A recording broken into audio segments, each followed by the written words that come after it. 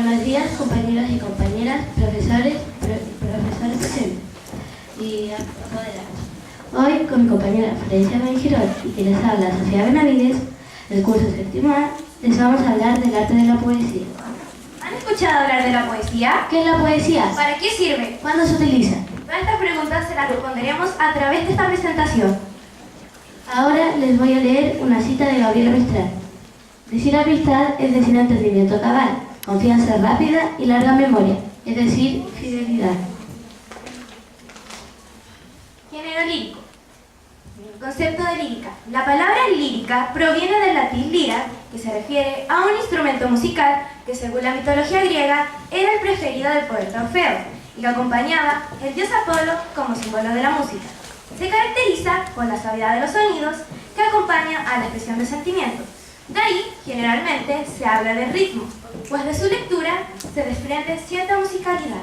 Antes, en la poesía, se acompañaba de un instrumento llamado lira, que pasó con el tiempo a dar al nombre de género literario. Definición de poesía. La palabra poesía proviene del término latino poesis, que a su vez se deriva de un concepto griego. Se trata de manifestar el sentimiento en una forma más bella y se utiliza la función expresiva y poética. Función expresiva. Se trata más que nada de expresar el yo interno. Y la función poética tiene nada más que ver con la literatura y poner estilo a las palabras. El origen de la poesía. En el año 2600 a.C. se vieron las primeras manifestaciones poéticas con gran significado religioso. En esta imagen podemos observar cómo los antepasados veían la poesía. No era solo de llegar y escribir un verso y ya, era algo más de expresar sus sentimientos de una forma más bella. Tenemos características de la poesía como que utilizan un lenguaje figurado, presenta un mundo ficticio o creado por el poeta, se expresa en verso, prosa y crea comparaciones entre lo real y lo imaginario. Estructura de la poesía. Tiene forma y fondo. En la forma podemos ver verso, conjunto de palabras que tienen una medida y un ritmo determinado. Tenemos la prosa, que es una estructura que toma naturalmente el lenguaje para expresar conceptos. Esta forma no está determinada a medidas o cadencias. Rima, semejanza y huelga de sonidos entre dos o más palabras a partir de la última sílaba acentuada. El ritmo ayuda a la poesía a dar una cualidad a la música. La mejor manera de percibir el ritmo es recitar. Estrofa, conjunto de versos que tienen una medida y un ritmo determinado según qué tan largo está el poema. En el fondo ahora podemos ver las figuras literarias y actitudes líricas. En las figuras literarias tenemos la metáfora, la comparación y la onomatopeya. Metáfora. Consiste en transformar un elemento con otro buscando una característica o cualidad. Por ejemplo, las perlas de tu boca se aprecian mejor cuando sonríes.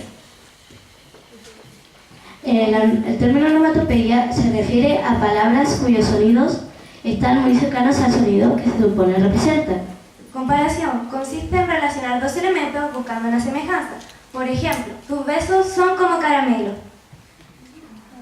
En las actitudes líricas tenemos la enunciativa, la apostrófica y la carmínica de la canción.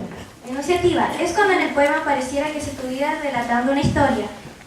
La apostrófica es una figura literaria retórica que consiste en pedir con fuerza palabras y siempre en segunda persona, tanto como a seres animados y inanimados.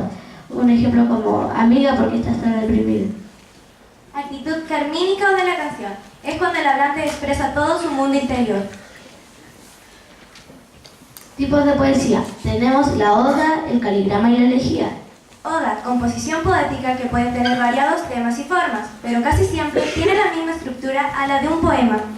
El caligrama es un poema, frase, palabra o conjunto de palabras que tiene como propósito formar figuras de lo que trata el poema, frase, palabra o conjunto de palabras.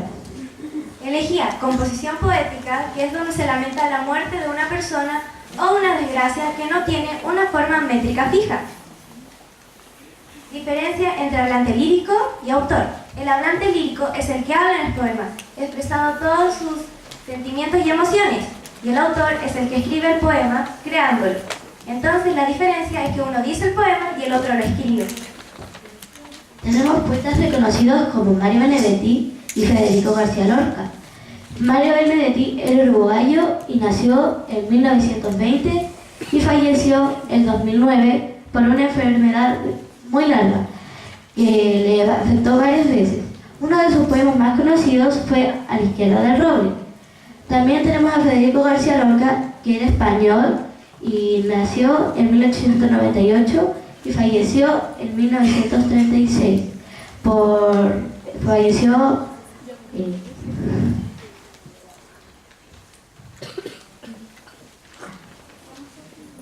uno de sus poemas más conocidos fue El cielo es de ceniza. Tenemos poetas chilenos como Pablo Neruda y Gabriela Mistral. Pablo Neruda nació en 1904 y falleció en 1973. Uno de sus poemas más conocidos fue Cuerpo de mujer. Su nombre real es Neftalí Reyes. Gabriela Mistral nació en 1889 y falleció en 1957 por un cáncer a las de páncreas. Uno de sus poemas más conocidos fue Desolación. Su nombre real es Lucía Godoy. Bueno, para finalizar esta presentación, yo les recitaré un poema de Pablo Neruda que va así. No te quiero, sino porque te quiero, y de quererte a no quererte llego, y de esperarte cuando no te espero. Pasa mi corazón del frío al fuego. Te quiero solo porque a ti te quiero, te odio sin fin, y odiándote te ruego. Y la medida de mi amor viajero es no verte y amarte como un ciego. Tal vez consumirá la luz de enero, su rayo cruel, mi corazón entero, robándome la llave del sosiego. En esta historia solo yo me muero y moriré de amor porque te quiero, amor a sangre y fuego. Muchas gracias por su atención.